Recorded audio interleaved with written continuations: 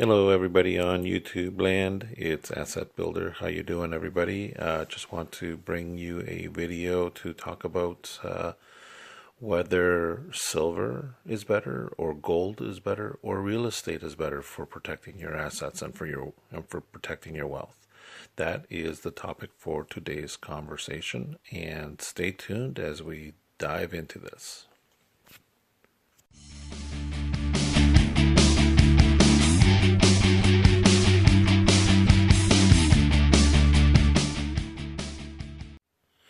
And we're back to talk about whether silver or gold or real estate is the better, which one is the better one to store your wealth. And what we have in front of us is the house price to silver ratio. And I want to use this chart as the basis for our conversation today. One of the things that we'll see here is that when silver is severely undervalued, it spikes up, right? So if we take a look at this chart in around 2003, you would need about 27,000 ounces of silver to buy an average priced home in the United States. And I believe the average price of a house in the United States is around $250,000 today. And we're just in January of 2017. And then, when it is severely overpriced, silver is overpriced, we're looking at under 1,000 ounces of silver to purchase a house.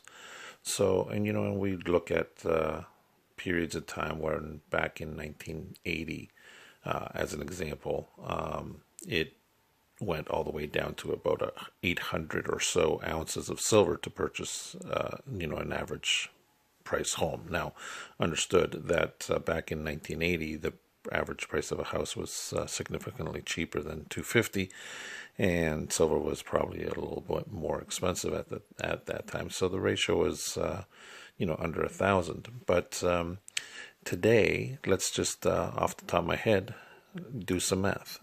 So if we look at use $250,000 as an average price for a home, single-family home in the United States, and we look at the silver price at around $16 per ounce, we're looking at a silver house price to silver ratio of about 15,000 ounces.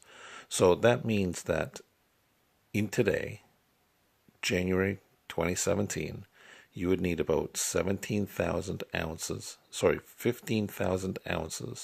to purchase the average home. Now, is that overpriced or is that underpriced? Well, if you look at, the range here on this chart of about, let's say about 1,000 ounces when it's at the low and 27,000 at the high, 15,000 is somewhere in the middle. So is it overpriced or underpriced? That is difficult to tell. So the one thing that I would suggest is that people invest their money in a hard asset, and both are hard assets. Silver and gold and real estate are all hard assets. It's something physical that you own. And the second rule of thumb would be that you invest in something that you're comfortable with. So many of us are quite comfortable with, buying a house because we're all very used to, we all live in a house or an apartment or in a condo. But we need real estate. We're all used to it. We don't live in caves anymore. So we're all very comfortable with real estate. What not everybody out there is comfortable having gold or silver in their pockets or in their safe, right? So it really does boil down to, I think, what is the means for storing wealth that you're the most comfortable with, which means that what's going to help you sleep best at night. So I guess the question out to my viewers in YouTube question for you is, what are you comfortable with? Where are you storing your wealth? Are you looking at real estate as a means to store your wealth and potentially increasing home values over time and decreasing your mortgage payments over time?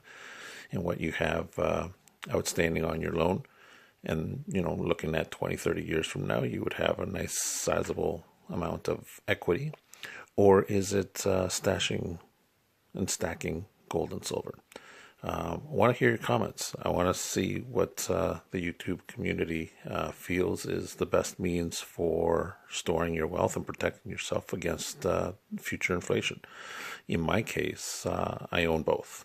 So I really can't provide you an opinion one way or another, but definitely want to ensure that you use the two main fundamental reasons. Number one is that you invest in something that's a hard asset, and number two, you invest in something that you're comfortable with and understand. So comment below, let me know. Love to open up the conversation and encourage people to do so and participate.